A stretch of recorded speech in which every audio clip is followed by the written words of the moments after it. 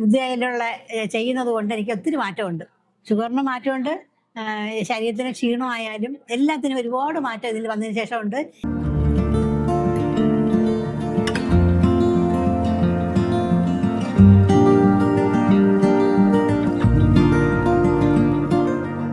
എൻ്റെ പേര് അംബിക, കൊല്ലത്തു നിന്നാണ് വരുന്നത്. ഞാൻ ആദ്യമായിട്ട് ഫ്രീ ക്ലാസ്സിനാണ് കയറിയത്. ഫ്രീ ക്ലാസ്സിന് കയറി അങ്ങനെ എനിക്ക് ഇഷ്ടമായിട്ട് തോന്നി. അങ്ങനെയാണ് പിന്നെ മുദ്ര തെറാപ്പിയിൽ കയറിയത്.